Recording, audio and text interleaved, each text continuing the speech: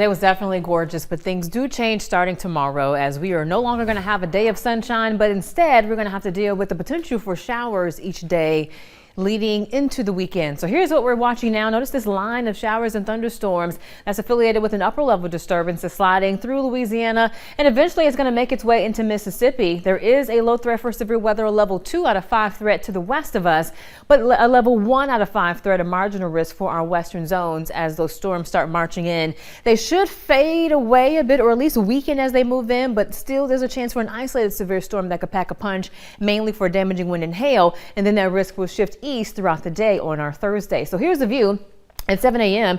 and this particular forecast model really isn't showing anything too impressive. But again, there could be an isolated severe storm that packs a punch, I think, through early afternoon. Here's midday. A few showers will be around, but notice as we get past, let's say, 2 o'clock, things quiet down. So our Thursday risk for severe weather is on the lower end. However, as we head towards our Friday and Saturday, the risk goes up. A level 3 out of 5 threat for severe weather for our Friday. But notice that's going to be overnight Friday. So really that's a little misleading. It's not really Friday. It's basically overnight, basically early on Saturday before sunrise. And then after sunrise, the threat continues, which is an enhanced risk for our area. And that will go into the evening time frame. So what does that mean? Well, an enhanced risk means that we're looking at the potential for numerous severe storms. Many of them will, again, pack a punch and be more widespread for our viewing area.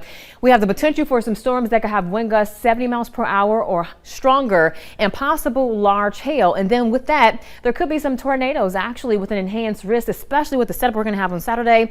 The threat is likely for at least a few tornado warnings. And if a tornado forms, it could be strong, an EF2 or higher. So here's a look at the setup. And as we head into early on Saturday morning before sunrise, it looks like those storms weaken a bit. So locally for us, not really concerned about Friday being a big threat, but by Saturday, once we get past sunrise, we're going to get this secondary push of energy coming in. Volatile atmosphere is expected in terms of lots of instability. We're going to have wind shear. We're going to have plentiful moisture. And we're going to have those triggers in the atmosphere that could really support a tornado uptick across the region, not just locally for us. So here's 3 o'clock on Friday. We'll start here. Notice that it's relatively quiet. As we head towards 10 o'clock, there are a few showers popping up, but it's not looking like we're going to have a big severe threat Friday night. But after midnight, things begin to change. Here's view at 7 a.m. and you see some bright colors. Again, some of those storms could impact our at least north and western zones for the first part of the morning. But then once we get past mid-morning, here comes the rest of the activity. 2 o'clock, lots of bright colors indicating very active weather.